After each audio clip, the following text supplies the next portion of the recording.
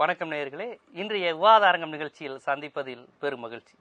இன்றைய விவாத அரங்கத்தில் காங்கிரஸ் கட்சியில் தொடர்ந்து பிளவுகள் ஏற்படுவது எதனை காட்டுகிறது? இந்த பிளவுகள் சரியாகக்கூடியதா? இதற்கு பின்னால் அரசியல் இருக்கிறதா? அல்லது இவ்வாறு பிரிந்து செல்பவர்களுடைய நோக்கம் என்ன? தன்னை முன்னிலைப்படுத்தும் விதமா அல்லது கொள்கைகளை விளக்கும் விதமா? எதை காட்டுகிறது இதை என்பது குறித்துதான் விரிவாக பேச இருக்கிறோம். அதாவது தமாக மீண்டும் வாசன் தலைமையில் உருவான போதும் இது போன்ற ஒரு விவாதங்கள் கிளம்பியது. தற்போது ஜெயந்தி நடராஜன் அவர்களும் அகில இந்திய தலைமை மீதே குற்றச்சாட்டி பல்வேறு விஷயங்களுக்கு நிர்பந்தங்களால் நான் நடுவண் அமைச்சர் பதவியில் பல்வேறு ஒப்பந்தங்களுக்கு நான் நிர்பந்திக்கப்பட்டேன் போன்ற குற்றச்சாட்டுகளை வைத்திருக்கிறார். பெருநிறுவனங்களுக்கு சார்பாக காங்கிரஸ் இருக்கிறது என்று ஜெயந்தி நடராஜன் அவர்கள் குற்றம் சாட்டி இருக்கிறார். தற்போது அவர் விலகியதை அடுத்து ஈவிகேசி இளங்கோவன் அதற்கு கருத்து கூறும்போது அவருடன் சேர்த்து வாரிசோடு ஒரு தலைவர் தமிழகத்தை சேர்ந்த ஒருவரும் விலகினால் மிகவும் நன்றாக இருக்கும், காங்கிரசுக்கு இதெல்லாம் வளர்ச்சியே, இதனால் காங்கிரஸ் மிக தெளிவாக இருக்கிறது என்று கூறியிருக்கிறார். ஒரு தமிழ்நாடு காங்கிரஸ் கமிட்டியின் தலைவர் தமிழகத்தில் இருந்து காங்கிரசினுடைய முக்கிய ஆளுமைகள் அனைவரும் பிரிந்து செல்வது, அது வாசனாக இருந்தாலும் ஜெயந்தி நடராஜனாக இருந்தாலும் தற்போது இருக்கின்ற ப. சிதம்பரமாக இருந்தாலும் இவர்களெல்லாம் செல்வதுதான் நல்லது, இவர்களெல்லாம் போனால் போகட்டும் என்கின்ற பாணியில் தொடர்ந்து பேசுவது காங்கிரஸ் கட்சிக்கு வளர்ச்சியா? அவர்கள் பிரிந்து போவர்களுடைய நோக்கம் என்ன? அதற்கு பின்னால் எதுவும் அரசியல் இருக்கிறதா? இதை தலைமை எவ்வாறு கைகொண்டிருக்க வேண்டும், இதை எவ்வாறு நாம் பார்க்க வேண்டும் என்பது குறித்துதான் இன்று நாம் விரிவாக பேச இருக்கிறோம். இந்த விவாதத்தில் கலந்து கொண்டு பல்வேறு கருத்துக்களை எடுத்துரைப்பதற்காக அரசியல் திறனாய்வாளர் ரவீந்திரன் துரைசாமி அவர்கள் நமது அரங்கிற்கு வந்திருக்கிறார்கள். காங்கிரஸ் கட்சியினுடைய மூத்த பிரமுகர் முருகையன் அவர்கள் நமது அரங்கிற்கு இருக்கிறார்கள். எழுத்தாளர் மற்றும் சிக்ஸ் சென்ஸ் பதிப்பகத்தினுடைய ஆசிரியர் ஆர். முத்துக்குமார் அவர்களும் இது குறித்து அவர் தரப்பு கருத்துக்களை முன்வைக்க இருக்கிறார். மற்றும் மூத்த பத்திரிகையாளர் அரசியல் திறனாய்வாளர் நெய்வேலி பாலு அவர்களும் நமது விவாத அரங்கில் கலந்து கொண்டு அவருடைய அனுபவத்திலிருந்து பல்வேறு விஷயங்களை காங்கிரஸ் குறித்தும் இந்த பிரச்சனை குறித்தும் அவர் பேச இருக்கிறார். இவர்களுடன் இணைந்துதான் இன்றைய விவாத அரங்கம் பயணிக்க இருக்கிறது. சார், உங்களிடம் ஆரம்பிப்போம். இப்போ நீங்கள் ஒரு நீண்ட காலமாக தமிழக அரசியல் இந்திய அரசியலை கவனித்து வரக்கூடிய ஒரு நபர் அப்படிங்கிற முறையில் இப்போ ஈவிகேஸ் அவர்களுடைய இந்த நிலைப்பாடு, அதாவது நான் ஒரே ஒரு விஷயம் மட்டும் கேட்குறேன். இப்போ ஜெயந்தி நடராஜன் போனது நல்லதான்னு கேட்டப்போ அது குறித்து அவர் சொல்லியிருக்கலாம். அவங்க போனதுனால கட்சிக்கு நட்டம் இல்லைங்க, அது ஒரு மிகப்பெரிய பாரம்பரியமான கட்சின்னு சொல்றது ஒரு இயல்பு எல்லா கட்சியிலையும். அவரோட சேர்த்து இவங்களும் போனால் நல்லது அப்படின்னு அவர் சொல்லியிருக்கிறத நீங்கள் எப்படி பார்க்குறீங்க? அது அதாவது பவர் பொலிட்டிக்ஸ் காங்கிரஸ்ல ஏற்றுக்கொள்ளப்பட்ட ஒன்று. மூப்பனார் பவர் பொலிட்டிக்ஸ்ல மிகப்பெரிய அளவில் சாதிச்சவர். இப்ப இளங்கோவன் ஒரு தலைவர் ஆகும்போது அவருக்கு கவுண்டராட்டு ஒரு அமைப்பாக சிதம்பரமும் கார்த்திக்கும் இருக்கிறாங்க. அப்போ அவர் என்ன பாக்குறாரு, ஜெயந்தி நடராஜன் ஒரு பெரிய பொருட்டா எடுக்கல, ஜெயந்தி நடராஜன் போயிட்டாங்க, இவங்க அவருக்கு ஒரு எதிரணிங்கிற ஒரு இதை கொடுக்கிறாரு. அப்போ அவங்க இந்த கட்சியில இல்லாத ஒரு சூழல் ஏற்படுமானால் இருக்கிற காங்கிரஸ் முழுக்க முழுக்க ஈவிகேஸ் இளங்கோவன் காங்கிரஸாக அது உருமாறிவிடும். அதனாலதான் மேலிடத்துக்கும் சிதம்பரத்துக்கும் ஏதோ இனம் தெரியாத ஒரு பிணக்கு இருக்கிறது. இவரும் டெல்லிக்கு போய் பத்திரிகைகள்ல பேட்டி கொடுக்கிறாரு. தெரிந்தோ தெரியாமலோ இவங்க சோனியா காந்தி குடும்பத்தை தாண்டி ஒருத்தர் தலைவரா எதிர்காலத்துல வரலான்னு சொல்றாரு. எதிர்காலத்துல சொன்னாங்கிறாரு. அதுல சில இது அது மேலிடம் விரும்புறா விரும்பலையாங்கிறது தெரியல. அடுத்தாப்புல இவருக்கு ராஜ்சபா கிடைக்கும்னு சொன்னாங்க. அது பற்றியும் எந்த ஒரு தெரியவில்லை. இந்த சூழ்நிலையில மேலிடத்திற்கும் இவருக்கும் ஒரு சின்ன முரண் இருக்கிறது என்பதை புரிந்து கொண்டு அந்த முரணை முழுமையாக அதை துரிதப்படுத்தும் வகையிலும் அதை வேகப்படுத்த வகையிலும், அதாவது இவர்கள் இந்த காங்கிரஸை விட்டு விலகி ஜனநாயக காங்கிரஸ் பேரவையோ ஏதோ ஆரம்பித்து விட்டார்கள் என்றால் இருக்கிற காங்கிரஸ் தன்னோட முழு கட்டுப்பாட்டுல இருக்குங்கிற ஒரு எண்ணத்தின் வெளிப்பாடுதான் அவர் அந்த அவருக்கு என்ன சொல்ல வேண்டுமோ அதை தாண்டி ஒரு ஸ்டெப் ஓவரா பிரீஃப் பண்ணது காரணம் என்று நான் நினைக்கிறேன். காங்கிரஸ் அரசியலையும் தாண்டி காங்கிரஸில் தன்னோட குழு அரசியலை தான் அதில் அவர் முன்னிலைப்படுத்தி விட்டார் என்று நான் கருதுகிறேன். ஆனா இதை தொடக்கி வச்சது கார்த்திக் ப. சிதம்பரம் சொல்லலாமா? கார்த்திக் ப. சிதம்பரமும் அதுதான். ஏனென்றால் காங்கிரஸ் தலைமையில் இவர் ஜி.கே. வாசன் காங்கிரஸ்ல இருக்கும் போது என்ன பொசிஷன் இருந்ததுன்னா அவர் தான் பெரிய குரூப்பா இருந்தாரு. அப்போ வாசனை உங்களுக்கு மார்ஜினலைஸ் பண்ணதுக்காக அகில இந்திய தலைமை அல்லது இவர் நிதியமைச்சராக இருந்தனால் இவருக்கு காங்கிரஸ் பிரபாரிஸ் அந்த பொறுப்பாளர்களோட தொடர்புகளால் இவரை சார்ந்தவர்களுக்கு விஸ்வநாதன், இப்போ இவர் வாசன் கூட இருக்காரு, அன்றைக்கு சிதம்பரத்தின் ஆதரவாளர் அழகிரி கடலூர், கந்தசாமி அந்த தொண்டாமுத்தூர், இந்த போன்றவங்களுக்கு எல்லாம் இவரால டிக்கெட் வாங்கி கொடுக்க முடிஞ்சது. இவர் வரும்போது சிதம்பரம் அவர் ஒரு எம்எல்ஏ தான் வந்தாரு. ஆனா அவருக்கு ஆதரவாளராட்டு அவர் உட்பட 3 எம்பிக்களை தலைமையில் உள்ள பிடிப்பால வளர்ந்துட்டாரு. ஆனா அந்த காலகட்டம் என்னன்னா வாசன் வந்து 21 எம்எல்ஏ கூட வந்தவர், என்னைக்கு வேணாலும் இவர் கட்சியை விட்டு போயிருவாரு, அதனால இவர்கிட்ட நாம எச்சரிக்கையா இருக்கணும், அவருக்கு ஒரு கவுண்டர் செக்கா ஒருத்தரை வளர்க்கணுங்கிறதுக்காக சிதம்பரம் அன்னைக்கு பயன்பட்டாரு. வாசன் போன பிறகு சிதம்பரத்தோட அந்த யூட்டிலிட்டி வந்து தலைமைக்கு தேவையில்லை. ஆனா வாசன் இருக்க காலத்துல வாசன் குரூப்புக்கு அடுத்தபடியா பெரிய குரூப் சிதம்பரம் குரூப் தான். அப்ப இளங்கோவன் வந்து இப்ப தலைவராகி தனக்கு ஒரு பலத்தை சேர்க்கும் போது ஏற்கனவே பலமாக இருந்த சிதம்பரம், கார்த்திக் சிதம்பரம் ஆகியோர்களுக்கு வந்து நமக்கு வந்து முக்கியத்துவம் குறைந்து விட்டது. முன்பு நாம் இவ்வளவு முக்கியத்தோட இருந்தோமே, நம்ம வந்து வாசனுக்கு எதிராட்டு ஒரு பெரிய இதுல இருந்துட்டு இருந்தோம். இப்ப வாசன் போன பிறகு நாம தானே நம்பர் 1 அங்க இருக்கணும், ஆனா நம்பர் 1 இளங்கோவன் இருக்கிறாரு என்பது வந்து அவங்களுக்கு ஒரு அதிருப்தி மனப்பான்மை இருக்கிறது. அதனால அவங்க பவரை காட்டக்கூடிய அளவுக்கு அவங்க அந்த அரசியலை பண்றாங்க. ஆமா ஆமா, அந்த குழு மோதலின் வெளிப்பாடுதான் இது. இதுல வந்து சோனியா காந்தி அவர்களோட நம்பிக்கைக்குரிய ஒரு ஆளு EVK இளங்கோவன். அது வந்து காங்கிரஸை வளர்ப்பதற்கு மட்டுமின்றி தன் குழுவையும் பலப்படுத்திக் கொள்ள அவர் பயன்படுத்த முயற்சிக்கிறார். இப்ப காங்கிரஸ் கட்சி அப்படிங்கிறது இப்ப முன்னாள் காங்கிரஸ் கமிட்டி தலைவர் தங்கபாலு அவர்கள் இருந்த சமயத்தில் நடுவண் அரசா காங்கிரஸ் கூட்டணி இருந்த அந்த சமயத்துல வந்து உங்களுக்கே தெரியும், எல்லா ஊடகங்களும் ஊழல் அப்படிங்கிற மாதிரி விவகாரங்களை தாண்டி இந்த தமிழ்நாட்டு காங்கிரஸ்னாலே வந்து இந்த கோஷ்டி அரசியல் அப்படிங்கிறது அதிகமா இருந்தது. ஞானதேசின் அவர்கள் காலத்துல அது கொஞ்சம் ஒரு மேல இலைமறை காயா இருந்திருக்கலாம், ஆனா ரொம்ப வெளிப்படையா இல்ல. தங்கபாலு அவர்கள் காலத்துல வந்து ரொம்ப வெளிப்படையா இருந்தது, அந்த கட் அவுட் இருச்சதெல்லாம் ரொம்ப எல்லாருக்குமே தெரிஞ்ச விஷயமா இருந்தது. இப்ப அந்த குழு அரசியல்ங்கிறது பாத்தீங்கன்னா இன்னும் வந்து உள்ளதான் இருக்கு, ஒரு புகஞ்சுக்கிட்டு தான் இருக்கு, நீர்பூத்த நெருப்பாதான் இருக்குங்கிற மாதிரியான விஷயம் இன்னும் வெளிப்பட்டு கொண்டே இருக்கு. இப்ப அந்த குழு அரசியலை கட்டுப்படுத்த வேண்டிய ஒரு பொறுப்புல இருக்க வேண்டிய EVK இளங்கோவன் அவர் சார் சொன்ன மாதிரி தனிப்பட்ட ஈகோ தான் வெளிப்படுது அப்படிங்கிறது அவருடைய கருத்து. அவர் அதான் சொன்னார், ஒரு கட்சியை வளர்க்கணுங்கிற ஒரு எண்ணம் நம்ம தமிழ்நாட்டில் ஒரு ஸ்ட்ராங் ஆகணும். அது இந்த சூழல்ல காங்கிரஸ் கட்சி எந்த அளவுக்கு கூட்டணி இல்லாம ஒரு தனித்து வர வேண்டிய ஒரு சூழல் இருக்கிற இந்த சூழல்ல இவங்க போயிட்டாங்க, மகிழ்ச்சி, இவங்களும் போனா நல்லது. அப்ப இது வந்து எப்படி பாக்குறீங்க நீங்க? இது வந்து எப்படி பாக்குறீங்க? அவரும் ஒரு ஸ்ட்ராங்கா இருந்தவர் தான், ப. சிதம்பரம் நிதியமைச்சரா இருந்தவர், நடுவண் அரசுல அங்கம் வகித்தவர். அப்படிப்பட்ட ஒருத்தர் வந்து போட்டுன்னு எப்படி தனிப்பட்ட பகையின் மூலமாக ஒரு பாலிடிக்ஸ் மூலமாக சொல்றது வந்து காங்கிரஸ் கட்சிக்கு நல்லதா?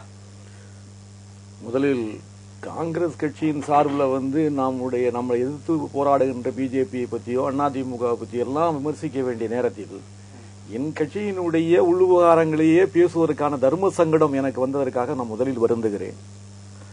எங்கள் கட்சியில வந்து ஒன்றும் பெரிய பிளவெல்லாம் இல்லை. நம்ம நண்பர் சொன்னது மாதிரி சில பேருக்கு தன்னை பற்றிய ஒரு சிந்தனை, கட்சியினுடைய வளர்ச்சி என்பதையும் தாண்டி தன்னுடைய வளர்ச்சி, தன்னுடைய அதிகாரம், அது போன்ற இதுல வந்து அதிக ஈடுபாடு எங்கள் கட்சியில இருப்பதிலே மறுப்பதற்கில்லை. இதுல வந்து தலைவர் EVK அவர்கள் இந்த பொறுப்புக்கு வந்த பின்னால் ஒரு மாத காலத்தில் கிட்டத்தட்ட 54 மாவட்டங்களில் வந்து ஊழியர் கூட்டங்களை போட்டு மிகவும் சிறப்பாக, யாரும் எதிர்பார்க்க முடியாத அளவிற்கு அகில இந்திய காங்கிரஸ் தலைமை என்ன நினைத்ததோ, எதை எதிர்பார்த்து அவர் தலைவராக போட்டதோ அதுல வந்து வெற்றிகரமாக அவர் எல்லா மாவட்டங்களுக்கும் சென்று மிகவும் நல்ல கூட்டங்களை நடத்தி, அதுல கிட்டத்தட்ட நான் பாதி கூட்டங்களில், ஒரு 18 கூட்டங்களில் நானே நேரடியாக கலந்து கொண்டவன்.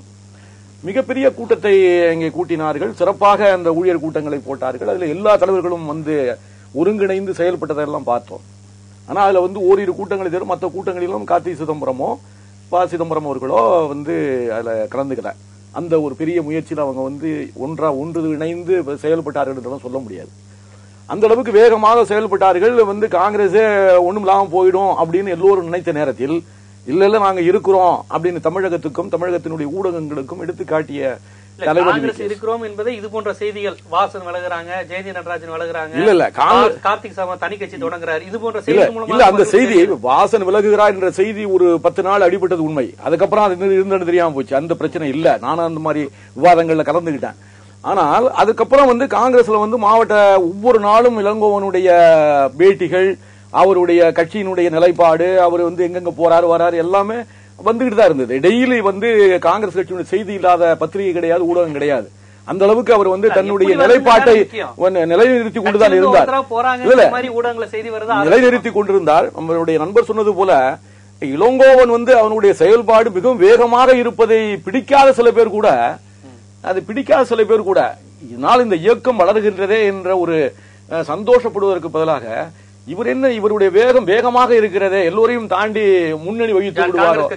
ஆமா, இருக்கலாம், நான் இல்லை என்று சொல்லவில்லை. எந்த காரணத்தினாலும் தெரியவில்லை. கூட்டத்துக்கு வரமாட்டேங்கிறாங்க. வந்தாங்கன்னு சொன்னா காமராஜருடைய புகழை மட்டும் சொன்னால் நம்ம வெற்றி பெற முடியாது அப்படின்னு ஒரு கருத்தை சொல்லி அது ஒரு பெரிய பிரச்சனையானது. அதுக்கப்புறம் G67 சொல்லி தனியா ஒரு கூட்டத்தை போட்டு ஆதரவாளர் கூட்டத்தை போடுறாரு. இது நான் என்ன சொல்றேன்னா, அவர் வேகமாக செயலாற்றி கொண்டிருக்கும் பொழுது அவருக்கு உறுதுணையாக கட்சியை வளர்ப்புகின்ற ஒரு வேலையில அவங்களும் இணைந்து செயல்பட்டால் வரவேற்கத்தக்கது. அதை விட்டு ஒண்ணு இணைந்து செயல்பட வேண்டும், இல்லை என்ற சற்று ஒதுங்கியாவது வேடிக்கையாவது பார்க்க வேண்டும்.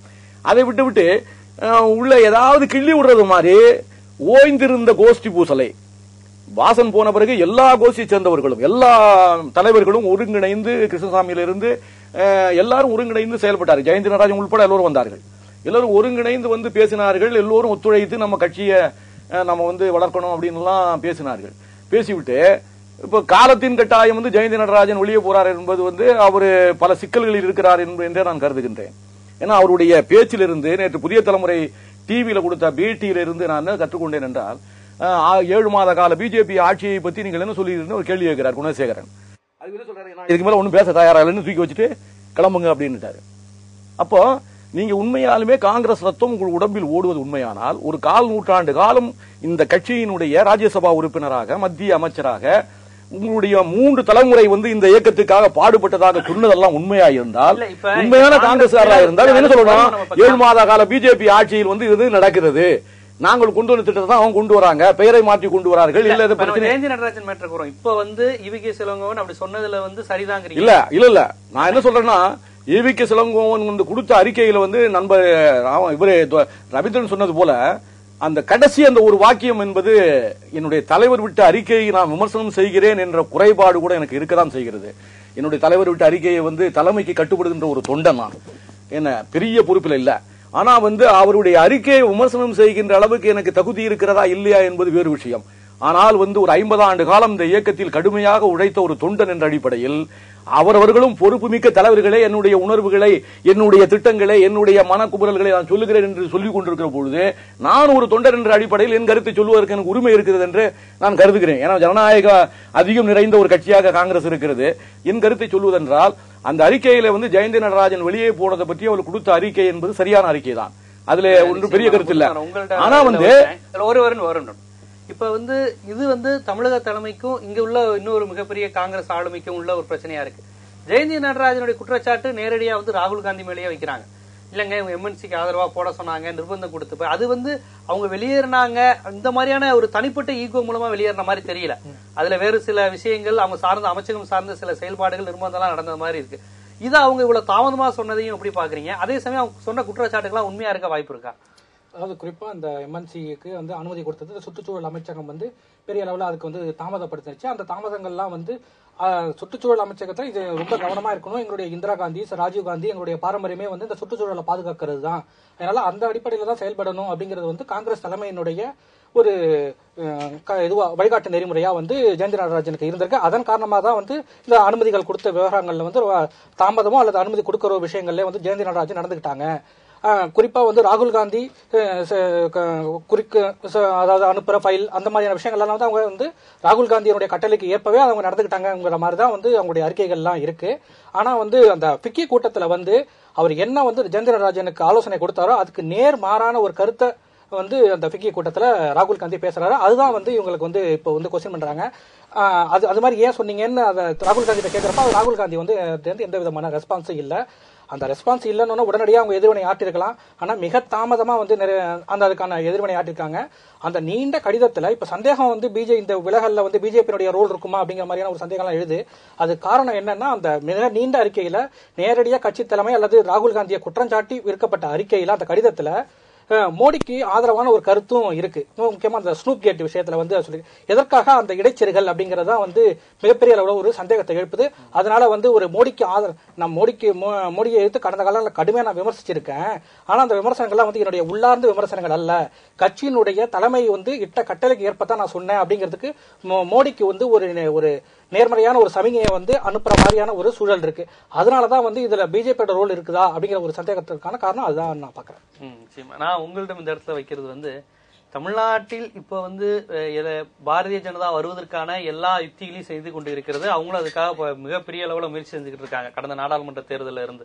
இப்ப இந்த சூழ்நிலையில காங்கிரஸ் கட்சி திடீரென்று ஒரு எழுச்சி பெற்றது போல ஒரு விஷயங்கள்லாம் நடைபெற்றதெல்லாம் உண்மைதான். அவங்க வாசன் போனதுக்கு அப்புறம் அவங்க தொடர்ந்து சார் சொன்ன மாதிரி நிறைய கூட்டங்கள் வைத்து ஒரு ரத்தம் பாய்ச்சணும், எழுச்சி ஊட்டணுங்கிற மாதிரி பல்வேறு விஷயங்களை செயல்பட்டு கொண்டு இருக்கிறதெல்லாம் சரியா இருந்தாலும் தொடர்ந்து அந்த விலகல் காங்கிரஸ் கட்சியிலிருந்து போறது அப்படிங்கிற மாதிரியான விஷயங்கள் வந்து தமிழ்நாட்டு அளவுல நடைபெற்று வருது. இது தமிழ்நாட்டு அரசியல்ல என்ன மாற்றங்களை ஏற்படுத்தும்? இந்த இடத்தை யார் நிரப்புவாங்கன்னு நினைக்கிறீங்க? இப்படி ஒரு காங்கிரஸ்ல இருந்து தொடர்ந்து பிளவுபடுற அமைப்புகள் வந்து எங்க போய் முடியக்கூடிய வாய்ப்பு இருக்கு? இது வந்து யாருக்கு சாதகமா இருக்கும்னு நினைக்கிறீங்க?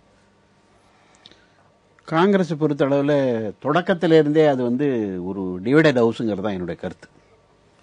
ராஜாஜி காமராஜ் காலத்தில் வந்து காந்தி வந்து அப்போ ஒரு கிளிக்குன்னு சொன்னார். அதை அந்த காலத்திலிருந்தே தமிழ்நாடு காங்கிரஸை பொறுத்த அளவில் குரூப்புங்கிறது தொடர்ந்து இருந்துகிட்டு இருக்கு. இது வந்து இல்லைன்னு சொல்லவே முடியாது. இப்போ நீங்கள் வந்திருக்கக்கூடிய எல்லாமே அதானே. எழுதுறதே எப்படி எழுதுறாங்கன்னா, இவர் இளங்கோவன் குரூப்பு, இவர் வாசன் குரூப்பு, இவர் சிதம்பரம் குரூப்பு, அப்படிதான் எழுதுறாங்க. மீடியாவிலேயே மீடியாவே கிட்டத்தட்ட அது குரூப்பா தான் அதை பாக்குறாங்களே ஒழிய ஒரு யூனிஃபைடு பார்ட்டியா, ஒரு ஒருங்கிணைந்த கட்சியாக இது பார்க்கப்படவில்லை என்பதுதான் உண்மை. அது உண்மையாதான், யதார்த்தம் அதானே. இப்ப ஏன்னா ஒரு தமிழ்நாடு காங்கிரஸ் கமிட்டியினுடைய பொறுப்புக்கு வந்தவர் ஈவி.கே.எஸ். இளங்கோவன். இன்னும் சொல்ல போனால் அங்க வந்து இப்போ வாசன வெளியில போன பிறகு அதை ஒட்டி இவங்க எல்லாரும் போன பிறகு ஒரு வேற ஒரு நியூட்ரலா ஓரளவுக்கு அக்செப்டபிளா இருக்கட்டும் சொல்லிட்டு தான் ஈவி.கே.எஸ். இளங்கோவனை கொண்டு வந்தாங்க. அப்ப அவர் எப்படி இருக்கணும்னா, அவர் ரொம்ப ஒரு நாக்காவும் ஒரு டாக்டிக்கலாவும் நடந்துக்கணும். அது அவர்கிட்ட இல்ல. அதான் இதை காட்டுது. அப்ப என்னன்னா, அவங்க ஜெயந்தி நடராஜனை பத்தி சொல்லிட்டு அதோட நிறுத்திருக்கலாம். இப்போ முந்தா நாள் வந்து ஒரு கார்த்தி சிதம்பரம் வந்து புதிய தலைமுறையில ஒரு தொலைக்காட்சியில் ஒரு பேட்டி கொடுக்கிறார். அவர் என்ன சொல்றாருன்னா, கட்சியில இருந்து ஒரு அடிமட்ட தொண்டன் போனா கூட அது கட்சிக்கு லாஸ் தான் சொல்லணும், அது கட்சிக்கு இழப்புன்னு சொல்லணும்.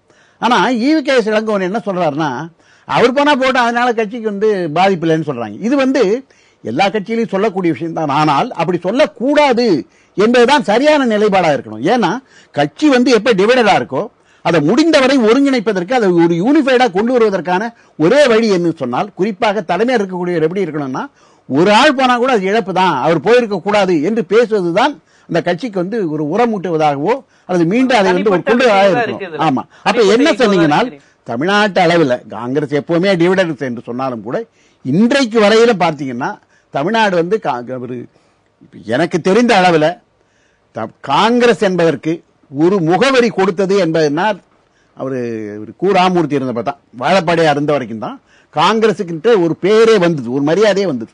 ஏன்னா அவர் எப்படி இருந்தார்னு சொன்னால், ஒவ்வொரு நாளும் இந்தியாவில் நடக்க அல்ல தமிழ்நாட்டில் நடக்கக்கூடிய ஒவ்வொரு விஷயத்தை பொறுத்தளவிலும் அவர் ரியாக்ட் பண்ணுவார். ஒரு ஸ்டேட்மெண்ட் வந்து வாழப்பாடி ராமமூர்த்தி ஸ்டேட்மெண்ட் இல்லாத ஒரு நாளே இல்லை, அப்படி மீடியாவில் இருந்தது. அவர் வந்து இந்த காங்கிரஸுக்கு வந்து ஒரு மரியாதையை உருவாக்கினார். ஆனால் அதை தொடர்ந்து வந்தவர்கள் அதை பேணவில்லை. இப்ப காங்கிரஸ் கட்சியினுடைய இந்த பிளவுகள், அங்க நடக்கிற இந்த மாதிரி விஷயங்கள்லாம் வந்து இயல்பா பாரதிய ஜனதா வந்து இப்ப பாத்தீங்கன்னா ஜெயந்தி நடராஜனையும் பத்தி கொஞ்சம் ஃபேவரா பேசிட்டு வராங்க, வாசன் பிரிஞ்சப்பையும் வாசனை ஃபேவரா பேசிட்டு வந்தாங்க. சமீபத்துல கூட பொன் ராதாகிருஷ்ணன் வந்து தோற்று போன கட்சிகளிடம் நீங்க கூட்டணி வச்சிடாதீங்க, ஒரு பிரகாசமா இருக்கிற கட்சியோட வைங்கிற மாதிரி ஒரு 2 நாள் முன்னாடி கூட அவர் அறிக்கை விட்டுருந்தார்.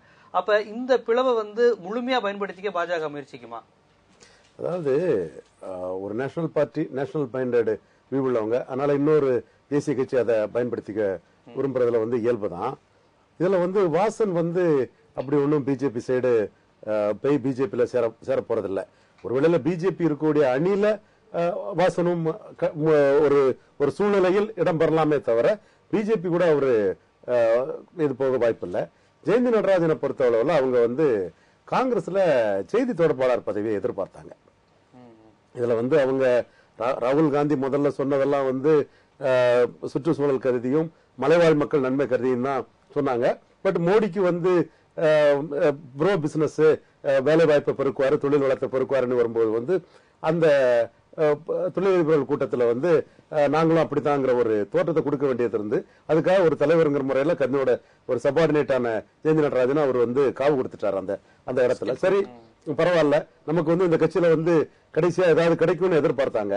அந்த சூழ்நிலையிலும் வந்து அவங்க எதுவுமே கிடைக்கல. இப்போ வாசன் கூட பேரக்கூடாதுங்கிறதுக்காக மட்டும் அவங்கள பிடிச்சி நிறுத்த பார்த்தாங்க. அப்ப கடைசியா ஒரு செய்தி தொடர்பாளருக்கு எல்லா தகுதியும் ஜெயந்தி நடராஜன் இருக்கு, ஒரு சிறப்பான வழக்கறிஞர், அதாவது கிடைக்கும்னு எதிர்பார்க்கும் போது அதுவும் இல்லாத பட்சத்துல அவங்களுக்கு வயசு 65 இருக்கும். இன்னும் 5 வருஷம் கழிச்சுதான் அடுத்த தேர்தல்னு சொல்லும் போது வந்து அப்ப நமக்கு எம்பி டிக்கெட் கிடைக்குமா, நாம எம்பி ஆகுமா, ஆனாலும் தலைமை நம்மளை ஊக்குவிக்குமாங்கிற பல சிந்தனைகள் வரும்போது வந்து இப்போ ஆட்சியில் இருக்கக்கூடிய பிஜேபியில நமக்கு ஒரு இடம் கிடைச்சா அது பெட்டர்னு அவங்க முடிவு எடுக்கிறாங்க. இது வந்து அரசியல் சந்தர்ப்ப நிலைப்பாடு தான், அதுல எந்த மாற்றமும் இல்ல. அந்த நிலைப்பாட்டுல ஒரு திறமையான ஒரு செய்தி தொடர்பாளர் வந்து பிஜேபிக்கு ஒரு 6 மாசம் கழிச்சு கிடைக்கலாம். உடனே கொடுக்க மாட்டாங்க. உடனே கிடைச்சா அந்த ஊழல் குற்றச்சாட்டுக்காக அதுக்காகங்கிற மாதிரிப்பட்ட ஒரு கூலிங் பீரியடுன்னு சொல்லுவோம் இல்லையா, அந்த கூலிங் பீரியட் முடிஞ்ச பிறகு வந்து ஜெயந்த் நடராஜன் இது பண்ணுவாப்ல. மற்றபடி சிதம்பரத்தை பொறுத்தவரையிலையும் இது சல்மான் குர்ஷித் விவகாரம், சசி தரூர் விவகாரத்திலே வந்து மோடி குஜராத்ல கடந்து வந்த பாதை வந்து பலரையும் மிரட்டுது. இந்த சுனூப் கேட்ல வந்து சொன்னதை மாத்தி சொன்னாங்கன்னா இருக்குது இல்ல, மோடியோட பார்வை வந்து அவங்களோட கடந்த கால மோடி வரலாறுகள் வந்து மோடி எதிர்த்தவர்கள் வந்து எந்த வகையிலும் எல்லா வகையிலும் எப்படி எப்படி ஆயிருக்கிறார்கள். சஞ்சய் ஜோஷி என்றாலும் சரி, பிரவீன் டொகாடியா என்றாலும் சரி, இன்னும் சில பேர்களை நான் சொல்ல விரும்பவில்லை. அதெல்லாம் வந்து ஒரு சந்தேகத்துக்கிடமான ஒரு பேராக இருக்கிறது. அப்போ இவரு முழு அதிகாரத்தோட மோடி வந்திருக்கிறாரு. நேற்று கூட சொல்லி இருக்கிறாரு, டெல்லியில பிஜேபி சீஃப் மினிஸ்டரா போட்டா அவரை நான் கண்ட்ரோல் பண்ணிவிடுவேன், ஏன் சொல் கேட்டு நடப்பாரு. அது வந்து இதான் மோடியோட real, this is the real Modi. இது வந்து இது ஒரு பக்கம் விஜயகாந்த் நினைவுபடுத்துதா இல்லையா? இல்ல ஒரு எம்எல்ஏ ஓட்டு கேட்கும் போது இந்த ஆள் ஏதாவது தப்பு செஞ்சா என்ன சொல்லுங்க, நீங்க வந்து தேவையில்லாம ஒரு கம்பேரிசன் பண்றீங்க, விட்டுருங்க அதெல்லாம். விடுங்க, நான் அதுக்கெல்லாம் பேச தயாரில்ல. மோடியோட வந்து இந்திரா காந்தியோட கம்பேர் பண்ணுங்க, அது ஓகே. அது வந்து இது வந்து நம்ம வந்து ஒரு விவாதத்துல இருக்கிறோம். இது வந்து தவறான ஒரு அணுகுமுறை. இந்திரா காந்தி வந்து காங்கிரஸ் நான் தான் சொல்லும் போது பிஜேபி நான் தான் மோடிங்கிற இதை சொல்றாரு. அந்த எண்ணம் உள்ள மோடி வந்து தனக்கு எதிராட்டு வந்து கடுமையா பேசணுங்களுக்கு எதிராக என்ன பண்ணுவாரோங்கிற ஒரு அச்சம் எல்லாத்துக்கும் இருக்குது. அந்த அச்சத்தின் வெளிப்பாடை வந்து பல காங்கிரஸ்காரர்களிடம் நாம வெளிப்படையா பார்க்க முடியும். அதோட ஒரு அங்கமாக கூட சிதம்பரத்தின் குறுக்கு சால் கூட இருக்கலாமோ என்ற ஒரு சந்தேகம் இருக்கிறது. என்றாலும் சிதம்பரத்துக்கு வந்து ஒரு ஸ்டாண்டிங் இருக்குது, ஒரு ஆள்பலம் இருக்குங்கனால காங்கிரஸுக்குள்ளதான் அவருக்கு எதிர்காலங்கிற he will be a more Congress மேன்ங்கிற மாதிரி தான் நான் அவரை கணிக்கிறேன். அவர் எப்படியும் அவர் வெளியே போக மாட்டாரு.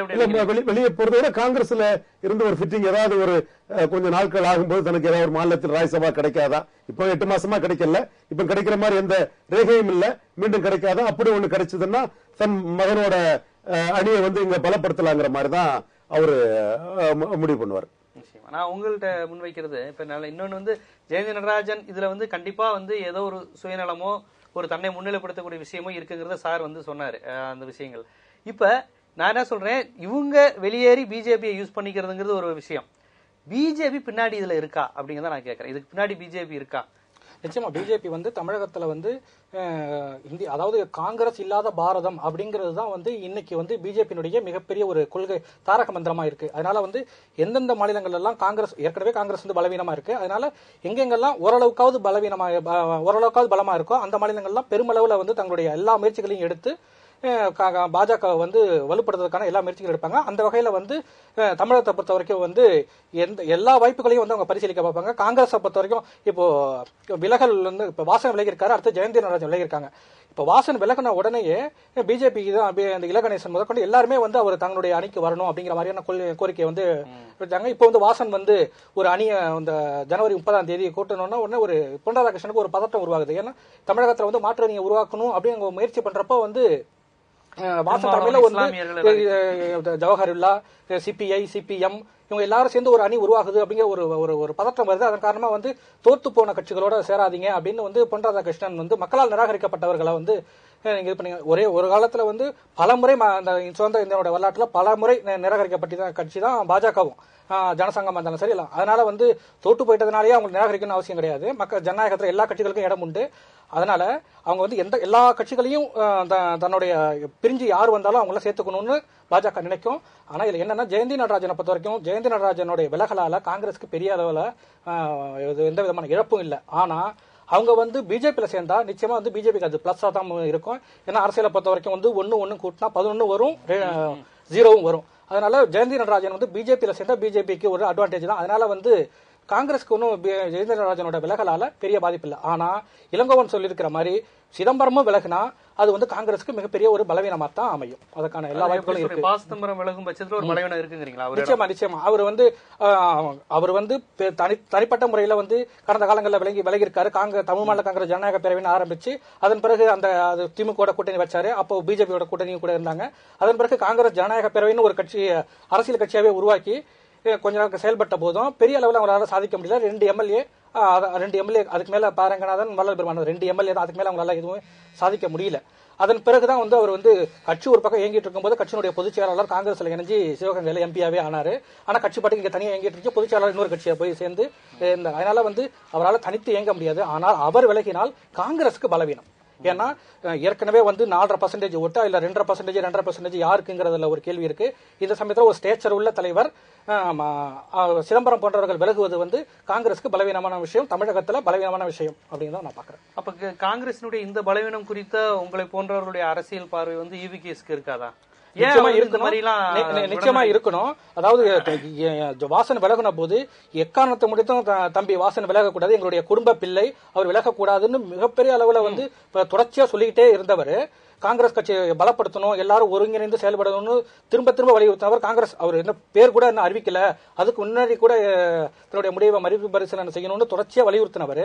இப்ப வந்து ராகுல் காந்தி அட்டாக் பண்ணிட்டார் அப்படின்ன உடனே அந்த இடத்துல என்ன மாதிரியான ஒரு நம்ம மைலேஜ் பிடிக்கலாம் அப்படின்னு அவர் பாக்குறாரு. அதனால வந்து ராகுல் காந்தி அட்டாக் பண்ண உடனே ஜெயந்தி நடராஜனுடைய 3வது தலைமுறையை வந்து விமர்சிக்கிறார்.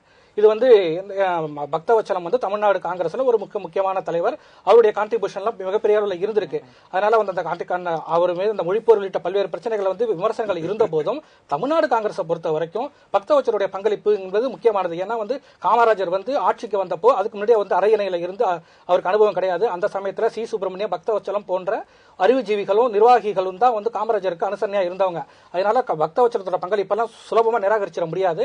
ஆனால் ராகுல் காந்தி அட்டாக் பண்ணிட்டாங்கிற ஒரே காரணத்துக்காக ஈவி.கே. இளங்கோவன் வந்து ஜெயந்தி நடராஜன் பக்தவச்சலம் வரைக்கும் போய் விமர்சனம் பண்ணது அவர் என்ன சொல்லிட்டு வந்தாரோ அதுக்கு நேர் மாறான ஒரு நிலைப்பாட்டா இருக்கு அப்படின்னு நான் பாத்தேன். அவர் விலகினதுக்கு அப்புறம் மூப்பனாரை பற்றி கூட ஒரு விமர்சனம், மூப்பனாரை பத்தி கடுமையா விமர்சிச்சார். மூப்பனாருக்கு என்ன பங்களிப்பு அப்படின்னு கேட்டாரு.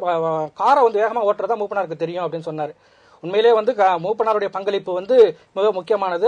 அது நான் ஏற்கனவே சொன்ன மாதிரி மூப்பனாரோட இருந்தவங்க எல்லாருக்கும் தெரியும். ஆனா அந்த மூப்பனாரை பத்தி ஈவி.கே. இளங்கோவனுடைய விமர்சனத்துக்கு மூப்பனாரோட அன்றைக்கு இணக்கமாக இருந்து இப்போது இளங்கோவனோட இறக்கமா இருக்கிறவங்க யாருமே பதில் சொல்லுங்கிறது ரொம்ப வருத்தத்துக்குரிய விஷயம். நீங்க இப்ப எப்படி பாக்குறீங்க? அதாவது இப்போ உங்க யாருமே வந்து ப்ரோ காங்கிரஸ் கிடையாது, எந்த கட்சியும் சாராம பொதுவா பாக்குறவங்க அந்த விஷயங்களோட சொல்றாங்க. அவங்க கூட காங்கிரஸ் கட்சி மேல ஒரு கணிசனத்தோட சொன்ன மாதிரி தான் தெரியுது. அவங்களுக்கு எந்த இது இல்லைனாலுமே இல்லைங்க, காங்கிரஸுடைய மூத்த தலைவர்கள் மீது அவங்க எல்லாருமே மரியாதையா சொல்றாங்க, இவங்களுக்கு என்னென்ன பங்களிப்பு இருந்ததுன்னு. இவ்வளவு இருக்கும்போது இப்ப ஈவி.கே. அவர்கள் வந்து காங்கிரஸ் அல்லாத பொதுவான ஆட்களுக்கு இருக்கக்கூடிய அந்த காங்கிரஸ் கரிசனம் கூட இல்லாம எல்லாரையும் போங்கிறது இருந்து போன மறைந்து போன தலைவர்கள்லாம் பத்தி இவங்கெல்லாம் என்ன செஞ்சிருக்காங்க, இவங்களால என்னத்த காங்கிரஸ் வளர்ந்துச்சு, இந்த மாதிரி பேசுற பாணிங்கிறது அது எப்படி ஒரு வளர்ச்சிக்கான விஷயமா? ஒவ்வொரு தமிழ்நாட்டை பிஜேபி டார்கெட் பண்ணிக்கிட்டு இருக்காங்க, நீங்களே சொல்றீங்க.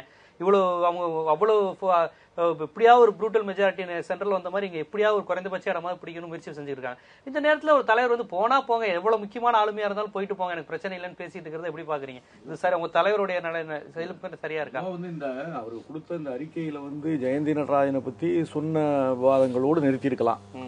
என்ன, அவர் வந்து இங்க சென்னையில இல்ல, அவர் கோயம்புத்தூர்ல இருந்தாரு. அந்த நேரத்தில் வந்து யாரோ சிலரால் தயாரிக்கப்பட்ட ஒரு அறிக்கையை முழுமையாக அவர் படித்தாரா, பரிசீலனை செய்தாரா என்பது கூட எனக்கு தெரியல. ஆமா, அறிக்கையை கொடுத்திருக்காங்க, அவ்வளவுதான். அவர் நேரடியா ஒண்ணும் பேட்டி கொடுக்கல, அறிக்கையை தான் கொடுத்திருக்காரு. அந்த அறிக்கை சென்னையில தான், ஆமா, சென்னையில இருந்து அந்த அறிக்கை வந்து ரிலீஸ் செய்யப்பட்டிருக்கு. ஆனா அந்த அறிக்கையை முழுமையாக அவர் படித்தாரா என்பதுல எனக்கு வந்து இருக்கு. ஏன்னா அங்கேதான் கோயம்புத்தூர்ல இருந்தா, அவரும் அங்கேதான் இருந்தாரு. ஏதோ பாதியை படித்து பாதியை படிக்காமலேயே வந்து சொல்லிவிட்டாரா அவர் வந்து, இல்ல எந்த சூழ்நிலையில அவர் சொன்னாருங்கிறது தெரியல. ஆனா கடைசியில் சொன்னார். அதுதான் அந்த வார்த்தையை வந்து தவிர்த்திருக்கலாங்கிறதா என்னுடைய கருத்து கூட. இந்த கடைசியா சொன்னது இன்னொரு தலைவரும் அவர் மகனோடு சேர்ந்து போகலாம் அப்படின்னு போறதை பத்தி ஒண்ணும் இல்லை, இந்த கட்சிக்கு நல்லதுதான் அப்படின்னு சொன்னதை வந்து என் போன்ற காங்கிரஸ் தொண்டர்களுக்கு வந்து ஏற்புடையது அல்ல. அந்த வார்த்தையை தவிர்த்திருக்கலாம் என்றே நான் கருதுகின்றேன். ஏற்கனவே வந்து கார்த்திகை சிதம்பரம் போட்டு தனியா ஒரு கூட்டம் நடத்தியதை கண்டித்து இவர் வந்து ஒரு இது கொடுத்திருக்கிறாரு, நோட்டீஸ் கொடுத்திருக்காரு. இந்த சூழ்நிலையில் வந்து இளங்கோவனை எப்படி சிக்க வைப்பது என்று திட்டமிட்டு செய்த ஒரு சதியாக கூட இருக்குமோ என்ற சந்தேகம் கூட எனக்கு இருக்கிறது. இப்ப இவர் இந்த வார்த்தையை போட்டதுனால அவருக்கு நோட்டீஸ் கொடுத்தது போய் இப்ப இவர் மேல வந்து மேலிடத்துல இருந்து கண்டிக்கிற ஒரு வாய்ப்பு இருக்கு, இவ உடனே அங்க போய் குதிக்க வேண்டிய சூழ்நிலை எல்லாம் உருவாக்கிட்டாங்க. இந்த ஒரு வார்த்தையை வச்சுதான் இப்ப இளங்கோவன் மேல குற்றச்சாட்டு கொண்டு வர அளவுக்கு நிலைமையை உருவாக்கி இருக்கிறாங்க. இது ஏதோ உள்ளுக்குள் நடந்த சதி மாதிரி கூட எனக்கு ஒரு சந்தேகம் இருக்கிறது. ஆனால் வந்து இது மேலிடம் வந்து இப்பொழுது பேசிக் கொண்டிருக்கிறார்கள், ஒன்றும் பிரச்சனை இல்லை, அது பிரச்சனை முடிஞ்சிடும். சிதம்பரம்லாம் ஒன்றும் தலைவர் சிதம்பரம் வந்து அவருடைய பங்களிப்பு என்பதெல்லாம் காங்கிரஸ்ல வந்து மிகப்பெரிய பங்களிப்பு, அதெல்லாம் மறுக்கவே முடியாது. அதனால அவரெல்லாம் கட்சியை விட்டுலாம் போற சூழ்நிலை இல்ல. மனக்கருத்து வேறுபாடு என்பது எல்லா கட்சியிலும் இருக்கிறது, சிலது வெளியே தெரியாம நடக்கிறது, சிலதுல வந்து எங்க கட்சியில வந்து வெளிப்படையா தெரிகிறது, அவ்வளவுதான். ஆனா எங்களுடைய தலைவி சோனியா காந்தி அவர்கள் இன்றைக்கு கூப்பிட்டு பேசியிருக்கிறார்கள், அது ஒன்றும் பிரச்சனை இருக்காது என்று நினைக்கிறேன். தொடர்ந்து கட்சியை வந்து ஒற்றுமையாக எல்லோரும் இருந்து ஒரு காங்கிரஸ் தொண்டன் என்ற அடிப்படையில் எல்லா தலைவர்களும் ஒருங்கிணைந்து தமிழகத்தில் காங்கிரஸ் கட்சியை வேகமாக வளர்க்கின்ற ஒரு சூழ்நிலையை வந்து வளர்க்க வேண்டும் என்பதுதான் எங்களுடைய அன்பு வேண்டுகோள். இதுல தனிப்பட்ட முறையில யார் பெரியவர், யார் சிறியவர், யார் பலம் உள்ளவர், யார் பலம் இல்லாதவர், உனக்கென்று ஒரு அதிகாரம், எனக்கு என்ன அதிகாரம் என்பதெல்லாம் தவிர்த்து விட்டு சுய கௌரவம் என்பதையெல்லாம் கூட கொஞ்சம் புறந்தள்ளிவிட்டு இன்றைக்கு காங்கிரஸ் பேரியக்கம் இருக்கக்கூடிய இந்த சூழ்நிலையை முழுவதுமாக தன் மனதிலே ஏற்றுக்கொண்டு இந்த இயக்கம்தான் பெரிது, இந்த இயக்கம்தான் நம்மளை எல்லாம் அடையாளம் காட்டியது, இந்த இயக்கம் தான் நமக்கு பதவி கொடுத்தது, அதிகாரம் காட்டியது, அதிகாரத்தை கொடுத்தது என்பதையெல்லாம் நன்றி உணர்வோடு மனதிலே யாருக்கு சொல்றீங்க? எல்லா தலைவர்களுக்கும், போன ஜெயந்தி நடராஜன் உள்பட அவர் நன்றி கிட்டத்தனமா தான் போயிருக்கிறார் என்பதுதான் உண்மை. அவர் வந்து அந்த நன்றியை பார்க்காமல் வந்து ஏதோ சில காலகட்டத்தினுடைய கட்டாய சூழ்நிலை தான் அங்கே போயிருக்கிறார், ஏதோ வெளியே போயிருக்கிறார். ஆனா எந்த கட்சிக்கும் போக மாட்டேன், நான் வந்து அப்படியே தான் இருக்க போறேன்னு சொல்லியிருக்கிறாங்க. அதையாவது அவர் காப்பாற்றுறாரு என்று போதான் தெரியும், அதை பார்க்கலாம்.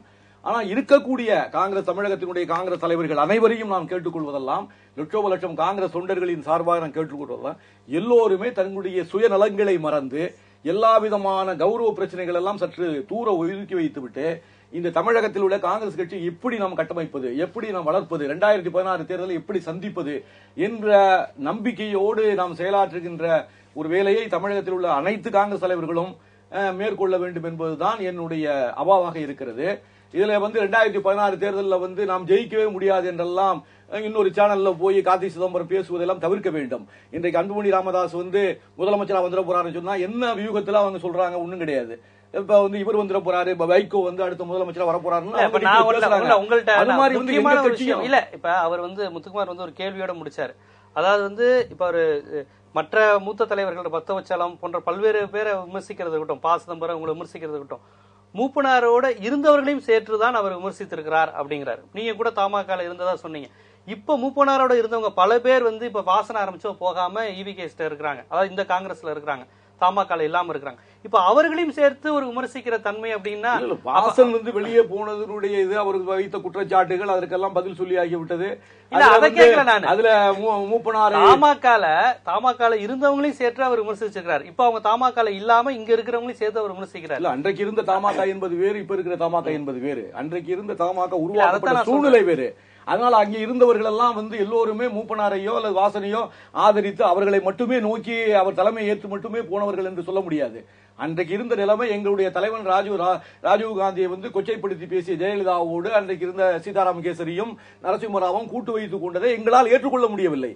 எனவே வந்து நம்ம வந்து தனியா ஒரு கட்சியை உருவாக்க வேண்டிய கட்டாயம் ஏற்பட்டது. நாங்கள் எல்லாம் அதிலே போன அதுக்காக வேண்டி ஒரு தலைமையை ஏற்றுக்கொண்டு அவர் சொன்னதெல்லாம் கேட்கக்கூடிய அளவுக்கு எல்லாம் நாங்க வந்து பைத்தியகாரமா எல்லாம் போயிட்டு இல்ல. விவிகேஎஸ் அவர்கள் மூப்பனார் அவர்களையும் அன்று அவரை நம்பி போனவர்களையும் விமர்சிக்கிற தன்மையை நீங்க ஏத்துக்கிறீங்களா? அன்றைக்கு போனவர்களை வந்து அவர் ஒன்றும் பெருசா விமர்சிக்கலையே. என்ன விமர்சிருக்காரு? இல்ல, மூப்பனாரால் வந்து பெரிய அளவுல கட்சிக்கு வந்து வளர்க்கவில்லை என்றால் என்ன சொன்னார் தெரியுங்களா? காமராஜர் வந்து இந்த தமிழகத்தில் வந்து ஆட்சியை கொண்டு வந்தார், மீண்டும் வந்து 67 இழந்த ஆட்சியை மூப்பனார் அவர்கள் வந்து எல்லோரையும் ஒருங்கிணைத்து அழைத்து கொண்டு போய் இந்த தமிழகத்தில் மீண்டும் காங்கிரஸ் ஆட்சியை உருவாக்கி இருந்தால் நான் அவரை வந்து பெருசா மதிக்கலாம், பெரிய அளவுல நான் பாராட்ட முடியும். அப்படியெல்லாம் அவர் ஒன்றும் செய்யல. அவர் வந்த பிறகு இன்னும் பல பிளவுகள் ஏற்பட்டிருக்கிறது. நடிகர் தலைவர் சிவாஜி அவர்கள் எல்லாம் வெளியே போனார்கள், நெடுமாறன் வெளியே போனார், மாதிரி பல பேர் வெளியே போயிருக்காரு. எல்லாரையும் கட்டி அணைத்து இப்பொழுது இளங்கோவனை பற்றி நாம் சொல்லுகின்ற புத்திமதியை அன்றைக்கு தலைவர் மூப்பனார் அவர்கள் கூட எல்லாரையும் ஒருங்கிணைத்து அழைத்து கொண்டு போய் தமிழகத்திலே காங்கிரஸ் கட்சியை வளர்க்கின்ற ஒரு வாய்ப்பை வந்து அவர் தவற விட்டு விட்டார் என்பது இந்த குற்றச்சாட்டு எல்லோரும் மனதிலும் இருக்கிறது. காங்கிரஸ்ல இணைப்பிலேயே மூப்பனாருடைய பங்களிப்பு இருந்திருக்குன்னு தான் நினைக்கிறேன். இருக்கு நிச்சயமா. அப்ப காங்கிரஸ் கட்சியினுடைய இந்த பிளவு அப்படிங்கிறது வந்து தமிழ்நாட்டுல வந்து பாஜகவுக்கு வாய்ப்பா அமையுமா, அல்லது பாஜகவோட தூண்டிலுக்கு இவங்க எல்லாம் பலியாறாங்கன்னு நினைக்கிறீங்களா நீங்க? இல்ல பாஜகவுடைய இன்றைய நிலைமை என்னன்னா, எதை செய்தேனும் சப்போர்ட்டா வாங்கிக்க, இதுதான் அவங்களுடைய இது. நீங்க யாரா இருந்தாலும் சரி, அவங்களுக்கு ஏதாவது ஒரு காரணத்தை சொல்லி பிஜேபிக்கு ஒரு ஆள் வராருன்னா கூட அவங்க வந்து தயாரா இருக்காங்க. ஏன்னா குறிப்பாக மோடியும் அமித்ஷா தான் பாஜக. பாஜக என்பது வந்து ஒரு காலத்தில் இருந்து அதனுடைய பாரம்பரியமான ஒரு அரசியல் எல்லாம் அது கிடையாது. அத்வானியை தூக்கி போட்டாச்சு, வாஜ்பாயை தூக்கி போட்டாச்சு, அப்புறம் வந்து இவரை அவர் யாரு நம்ம அதிகார போட்டி போட்டார் ஜோஷியை தூக்கி போட்டாச்சு. எல்லாரையுமே பின்னால தள்ளிட்டு இப்ப என்ன நடக்கிறது என்று சொன்னால், கிட்டத்தட்ட இந்திரா காந்தி எமர்ஜென்சி காலத்துல சொன்னாங்கல்ல, இந்திரா தான் இந்தியா, இந்தியா தான் இந்திராங்கிற மாதிரி இன்றைக்கு மோடி தான் இந்தியா, அதுதான் இன்றைக்கு வந்திருக்கு. ஆக இது என்ன காரணம் அப்படின்னு சொன்னீங்கன்னா, இன்றைக்கு மோடியினுடைய ஸ்டைல் ஆஃப் ஃபங்க்ஷனிங், அவர் இயங்கக்கூடிய அந்த முறை என்பது அவர் சொல்லுவதுதான் எல்லாம். இப்ப நான் கேட்கிறேன், இப்ப மோடி வந்து பல திட்டங்களை அறிவிச்சிருக்காரு. இப்ப வந்து கிளீன் இந்தியா, இல்ல இது கக்கூஸ் கட்டணும், இல்ல வங்கியில எல்லாருக்கும் கணக்கு ஓபன் பண்ணி, இது வந்து பாஜகவுடைய தேர்தல் அறிக்கையில் இருக்கா? கிடையாது. காங்கிரஸ் தேர்தல் அறிக்கையில இருக்கு. இது என்ன என்று சொன்னால், மோடிக்கு எப்பப்பெல்லாம் வந்து ஒரு பிளாஷ் வருதோ அதெல்லாம் பாஜகவுடைய கொள்கை. அதுதான் இன்னும் சொல்ல போனால் மத்திய அரசினுடைய அது கொள்கையாக மாறிவிடக்கூடிய ஒரு மிகப்பெரிய ஒரு ஆபத்து இருக்கு. அப்ப என்ன என்று கேட்டீர்கள் என்று சொன்னால், இது பூராவுமே இன்னைக்கு பாஜகவினுடைய நிலைமை என்ன என்று சொன்னால், எதை செய்தேனும் நம்ம அங்கங்க நம்ம வந்து பாஜகவை வலுப்படுத்த வேண்டும் என்பதுதான் அவருடைய நோக்கம். தமிழ்நாட்டில் காங்கிரசினுடைய இந்த விஷயங்கள் வந்து பாஜக சாதகமா அமையுமா? நிச்சயமா அமையுமோ இல்லையோ, ஆனா அதுக்கு அப்படி அமையக்கூடிய அளவிற்கு அவர்கள் பேசுவார்கள். சும்மாவாவது அவங்க கூட சொல்லலாம், ஜெயந்த் நடராஜன் வந்து பார்த்தா போனார் அமித்ஷா சொன்னா கூட பொய்யா கூட சொல்லுவாங்க. என்ன காரணம் சொன்னால், அவங்களுக்கு எப்படியாவது இங்க ஒரு ஸ்டேட் வேணும், கால் ஊன்றுவதற்கு ஒரு இடத்தை பார்த்து கொண்டிருக்கக்கூடிய ஒரு கட்சியாக இன்னைக்கு பாஜக எல்லா இடத்துலயும் இருந்திருக்குங்கிறத நம்ம பார்க்கிறோம். அப்ப நீங்க பாத்தீங்கன்னா இன்றைக்கு வந்து அது ஒரு திருமங்கல ஃபார்முலா மாதிரி இப்ப அமித்ஷா ஃபார்முலா ஒன்னும் ஒர்க் அவுட் ஆயிட்டு இருப்போம். அந்த மாதிரியான நிலைமையில தான் இன்றைக்கு வந்து பாஜக இருந்துகிட்டு இருக்குங்கிறத பார்க்கும் பொழுது, நீங்க ஜெயந்தி நடராஜனும் அல்லது அப்படிப்பட்ட சூழ்நிலையில ஜெயந்தி நடராஜன் போயிருக்கும் போது என்ன செய்திருக்க வேண்டும் மைய தலைமையை என்று சொன்னால், அவரை கூப்பிட்டு பேசி இருந்தால்தான் அது வந்து ஒரு முறையான ஒரு அரசியல் இயக்கமாக இருந்திருக்க முடியும். அவங்கள விட்டுட்டு அவங்களையும் திட்டி போகும்போதுக்கு இருக்கக்கூடியவங்களையும் சிதம்பரம் கார்த்தியெல்லாம் இழுத்து வச்சு பேசுவது என்பது வந்து மோஸ்ட் டாக்ட்லெஸ். இப்ப எம்என்சிக்கு ஆதரவாக ராகுல் காந்தி என்னை நிர்பந்தப்படுத்தினார் அப்படிங்கிற குற்றச்சாட்டை சொல்லிட்டு அவங்க போயிருக்கிறாங்கல்ல, இதை சொல்லிட்டு மோடி அவங்க புகழும் போது இது மக்கள்கிட்ட எடுபடுமா? இப்ப மோடி வந்து எம்என்சிக்கு எதிரானவரா? ஜெயந்தி நடராஜன் அது வந்து மக்கள்கிட்ட எடுபடுமா? அது அப்படி என்ன பாக்குறேன்னா, ஜெயந்தி நடராஜன் அவர் வந்து ஒரு பெரிய அளவுக்கு வந்து ஒரு பொலிட்டிக்கல் பேக்ரவுண்ட் எல்லாம் அவர் கிடையாதுங்க. ஏன்னா அவர் முழுக்க முழுக்க டெல்லியில வளர்ந்தவர். அவருக்கு இருக்கக்கூடிய ஒரே விஷயம் என்ன அப்படின்னு சொன்னீங்கன்னா, பக்தாசுரனுடைய பேத்தி சரோஜினி வரதனுடைய மகள், இதுதான் வந்து அவருக்கு இருக்கக்கூடிய ஒரு பெரிய அளவுக்கு ஒண்ணு. ஏன்னா காங்கிரஸ் இல்ல அவருக்கு என்று ஒரு தொகுதியோ ஒரு பெரிய ஒரு தொண்டர்கள் கூட்டமோ அவர் கிடையாது, அவருக்கு ஒரு குரூப்பே கிடையாது. அவர் வந்து சும்மா அந்த இடத்துல இருக்கக்கூடியவர். அவருக்கு இருந்த அந்த குடும்ப பாரம்பரியத்தினால அவருக்கு ஒரு 4-5 முறை வந்து அவர் ராஜ்யசபா எம்பியா இருந்தார். அது வந்து எல்லா ஊடகங்களும் சொல்லிட்டாங்க, அவருக்கு ஒன்றும் பெரிய கட்சிக்குள்ள எதுவுமே கிடையாது அப்படிங்கறத ஏற்கனவே சொல்லிட்டேன். அப்படி எல்லா கட்சியிலும் அப்படி ஒருத்தர் இருக்காங்க, அது இல்லைன்னு சொல்ல முடியாது. நீங்க திமுக கூட மாறனுக்கு அப்படிதான் இருந்தது. மாறனுக்கு ஒன்றும் பெரிய கட்சி கூட சப்போர்ட் கிடையாது. கட்சிக்காரன் போல திட்டுவான் மாறனை, சுள்ளுன்னு விழுவாரு, யார்ட்டையும் வந்து ஒரு இணக்கமா பேச மாட்டார் ஒரு கெட்ட பேர் தான் அவருக்கு இருந்து. அந்த மாதிரி இவர் அந்த இடத்துல இருக்கக்கூடியவர் தான். ஆனால் அவர் சொன்ன மாதிரி இப்ப ஜெயந்தி நடராஜன் வந்து வெளியில போறாங்கன்னா அதை வந்து பாஜக நிச்சயமாக பயன்படுத்திக் கொள்ள முயற்சி செய்யும். அது இன்னும் சொல்ல போனால் அவங்களை அறியாமலே அப்படி கொண்டு அவங்க வந்து மாட்டி விட்டுருவாங்க அந்த சூழல். இப்ப காங்கிரஸ் கட்சியில் வந்து தொண்டர்கள் இல்லை, தலைவர்கள் அதிகம் இருக்கிறார்கள் ஒரு விமர்சனம் பொதுவா ஊடகங்கள்ல வர்றது உங்களுக்கே தெரிஞ்சிருக்கும். இந்த சூழ்நிலை தலைவர்களையும் ஒரு வெளியேற்றுகிற வேலை நடைபெற்றால் காங்கிரஸ் கட்சியினுடைய நிலை என்ன? யாரும் வெளியேற்றணும் என்ற நோக்கத்தோட எல்லாம் இல்ல. இதுல வந்து தவறுதலாக ஒரு வார்த்தை வந்ததை வைத்துக் கொண்டு ஒரு பெரிய விவாதமே நடந்து கொண்டிருக்கிறதுன்னு வச்சுக்கோங்க. ஒவ்வொரு தொண்டனுடைய நோக்கமும் சிதம்பரம் இருக்கணுங்கிறதா? ஆமா, நிச்சயமாக இருக்கணும். அதெல்லாம் போக கூடாது, அவெல்லாம் இருக்கணும். இந்த இயக்கத்துக்காக தொடர்ந்து அவர் பாடுபடணும். இந்த இயக்கத்தை கட்டி காக்கிறதுல வந்து அவர் ஒரு முக்கிய தலைவராக இருக்கணுங்கிறது தான் எங்களுடைய போன்ற தொண்டர்களுடைய விருப்பம். அவர் போகவும் மாட்டார் என்ற நம்பிக்கையும் எங்களுக்கு இருக்கிறது. ஏன்னா அகில இந்திய தலைமையோடு மிகவும் நெருக்கமாக இருக்கக்கூடிய தலைவர்களில் முக்கியமானவர் ப. சிதம்பரம் அவர்கள். எனவே அவர்கள் வந்து இந்த இயக்கத்துல வந்து நல்ல பல முக்கிய பொறுப்புகளை பேசியிருக்க வேணாம், தவிர்த்திருக்கலாம் என்னுடைய கருத்து. ஆனா வந்து என்ன தெரியுமா, அவங்க இப்ப ராகுல் காந்தியை பத்தி எல்லாம் சொல்றாங்க இல்லையா, ஜெயந்தி நடராஜன், அதெல்லாம் இல்ல. மலைவாழ் மக்களுடைய நன்மைக்காக வேண்டி வேதாந்தா நிறுவனத்தோடு போட்ட ஒப்பந்தத்தை கேன்சல் பண்ணவர் ராகுல் காந்தி. இல்ல பெரிய தொழிலதிபருடைய கூட்டத்தில் அவர் பேசும் பொழுது அவர் என்ன சொன்னாருன்னா, இந்த மாதிரி நீங்க சுற்றுச்சூழல் துறையிலிருந்து 1 வருஷ காலமாக பெண்டிங்லயே இருக்கு, ஃபைல்ஸ் எல்லாம் பெண்டிங்ல இருக்கு, எங்களுக்கு அதனால எங்களுடைய முதலீடுகள் கொண்டு வர முடியல அப்படின்னு சொல்லி குற்றம் சாட்டும் பொழுது அப்பதான் ஜெயந்தி நடராஜன் வந்து வெளியேற்றப்பட்டார். உங்களுக்கு வந்து தொடர்ந்து உங்களுக்கு அதுக்கான ஏற்பாடுகள் செய்ய முடியும்னு சொன்னாரே தவிர அவர் ஒன்னும் எம்என்சி நிறுவனங்களுக்கு எல்லாம் வந்து அப்படியே தூதுவரா இருந்து நீங்க எல்லாம் செய்யுங்க இல்ல இல்ல இல்ல மாற்று கருத்தை இல்ல அவங்க வந்து இல்ல அவங்க நான் அதை சொல்ல போனோம்னு சொன்னா என் கட்சிக்குள்ள இருந்த ஒரு அமைச்சரை பத்தி நானே வந்து ஆதாரம் எல்லாம் குற்றம் சாட்டுவதா தெரியும். இல்ல அவங்க வந்து ஒவ்வொரு அது பல குற்றச்சாட்டுகள் தெரியுமா, அதுல ஊழல் நிறைந்திருக்கிறது, கரப்ஷன் நிறைந்திருக்கிறது என்று தான் நான் கருதுகிறேன். அந்த குற்றச்சாட்டை வைத்துதான் இன்னைக்கு அவரை பிஜேபி மடக்கி இருக்கிறது. என்ன பல எம்எல்சி நிறுவனங்களிடம் இருந்து நான் இந்த பையில கையெழுத்து போடணும்னா எனக்கு இதை மணிசங்கர் ஐயர் ஒரு தடவை அந்த மாதிரி எம்என்சி நிர்பந்தத்தால் ஒரு நிர்பந்தத்தால் அவர் நிறுத்தப்பட்டார் அப்படிங்கிற மாதிரி அவர் அந்த துறையிலிருந்து மாற்றப்பட்டார் அப்படின்னு பல்வேறு விஷயங்கள் சொல்லப்பட்டது. காங்கிரஸுக்கும் பெருமுதலாளிகளுக்கும் தொடர்பு உண்டு, சிவகங்கை தேர்தல் முடிவு மாற்றத்துல கூட அம்பானிக்கு தொடர்பு போன்ற பல்வேறு விஷயங்கள் சொல்லப்பட்ட சூழல்ல இதே காரணத்தை வலியுறுத்துற மாதிரி ஜெயந்தி நடராஜன் சொல்லி இருக்கிறதா மீண்டும் அந்த விஷயத்தை தூண்டி இருக்கக்கூடிய ஜெயந்தி நடராஜன் வந்து தலைகீழ மாத்தி பேசுறாங்க, அவ்வளவுதான். இதுல வந்து தலைமையை நீங்கள் குற்றம் சாட்டி விட்டு வந்தால் உங்களுக்கு ஏதோ கிடைக்குங்கிறது மாதிரி பிஜேபி சொன்னதான் கருதுகிறேன். ஏன்னு கேட்டீங்கன்னா நான் வந்து செய்தி தொடர்பாளராக இருந்த பொழுது நான் மோடியை பத்தி விமர்சனம் செய்ததெல்லாம் நானா சொல்லவில்லை, எங்களுடைய தலைமையிட்ட கட்டளைக்கு கட்டுப்பட்டு தான் பேசுறேன் அப்படின்னு சொல்றதெல்லாம் வந்து தலைமையை கொச்சப்படுத்துகிற மாதிரி நடந்திருக்கிற விஷயங்கள். இது என்ன மாற்றத்தை வரும் நினைக்கிறீங்க நீங்க? இதனால என்ன சாதக பாதங்கள் வரும் நினைக்கிறீங்க தமிழ்நாடு? இதனால ஒன்னும் பெரிய சாதக பாதங்கள் ஒன்னும் வந்துடாது. இது வந்து இயல்பு. காங்கிரஸ் கட்சிக்கு காங்கிரஸ் கட்சி வந்து காங்கிரஸ் வந்து பதவி இழக்கும் போது வந்து மீண்டும் காங்கிரஸுக்கு எதிர்காலம் இல்லைங்கிறதுனால எல்லாரும் காங்கிரஸ் டிசர்ட் பண்ணிட்டு போறது வந்து இயல்பான ஒண்ணுதான். மீண்டும் அந்த காங்கிரஸ் எழும்பி வரும்போது வருவாங்க. இப்ப என்ன பிரச்சனைனா காங்கிரஸுக்கு வந்து இந்த மாதிரிப்பட்ட மாநிலங்கள்ல இந்த பிரச்சனைகள் இருந்துட்டு தான் இருக்கும். காங்கிரஸ் வந்து எங்க வைப்ரண்டா இருக்கும்னா ஆட்சியில் இருக்கக்கூடிய மாநிலங்களிலும் அல்லது எதிர்கட்சியா இருக்கக்கூடிய மாநிலங்களிலும் காங்கிரஸ் வந்து பலமாகத்தான் இருக்கும். ஆனால் 3வது இடம் 4வது இடம் என்று சிலிப்பாய் போன இடங்கள்ல வந்து மீண்டும் அவங்க வந்து பல வியூகங்களையும் பல பல காம்ப்ரமைஸ் பண்ணி தான் அவங்களோட இருப்பையே தக்க வைத்துக் கொள்ள வேண்டிய நிலைமை இருக்கும். ஏன்னா வந்து பல விதமான கட்சிகள் வந்து கொண்டிருக்கு நாட்டுல. மேலும் வந்து நீங்க பிஜேபியோட வளர்ச்சியை பற்றி சொன்னீங்க. பிஜேபியோட வளர்ச்சி வந்து காங்கிரஸ் பலவீனப்படுத்தி தான் பிஜேபி பல மாநிலங்களை வளர்ந்திருக்கே தவிர மாநில கட்சிகளை வந்து பிஜேபியால பலவீனப்படுத்த முடியல. அது வந்து நேஷனல் கான்பரன்ஸ் வந்து சட்டமன்ற தேர்தலை பலவீனப்படுத்த முடியல, ஜார்க்கண்ட் முக்தி மோர்ச்சாவை பலவீனப்படுத்த முடியல, இன்னைக்கு கூட டெல்லியில வந்து அவங்களால ஆம் ஆத்மியை பலவீனப்படுத்த முடியாது. இங்க வந்து மாநில கட்சிகளை பலவீனப்படுத்துறது வந்து முன்னுதாரணங்கள் இல்ல. ஏன்னா அவங்க என்னதான் இது பண்ணாலும் மாநில கட்சிகளை அவங்களால பலவீனப்படுத்த முடியாது. தேசிய கட்சியில முன்னாடி காங்கிரஸுக்கு இருந்த இடத்தை பிஜேபி எடுக்கிறதுக்கான முயற்சிகள்ல ஈடுபடுது. அதை வந்து தடுத்து நிறுத்த வேண்டிய காங்கிரஸ் வந்து தனக்குள்ள ஆபத்தை கூட புரிஞ்சுக்கிடாம சுயநல அரசியல் ஏற்கனவே பண்ணிக்கிட்டு இருந்த அந்த தலைவர்களுக்கான அரசியலை தான் பண்ணிட்டு இருக்குது. அவங்களுடைய நிறைவு கருத்து. அதாவது இந்த காங்கிரஸ்ல வந்து கோஷ்டி இருக்கிறத பத்தி பேசுறாங்க. அது வந்து மோதிலால் நேரு காலத்துல இருந்து இன்னை வரைக்கும் வந்து கார்த்தி சிதம்பரம் வரைக்கும் இது வந்து வந்துருச்சு. மூக்கு இருக்கிற வரைக்கும் சளி இருக்கும் அப்படின்னு சொல்லுவாங்க. இப்ப என்னன்னா இப்ப இது மூக்கையை அடைச்சி மூச்சை நிறுத்த பாக்குது.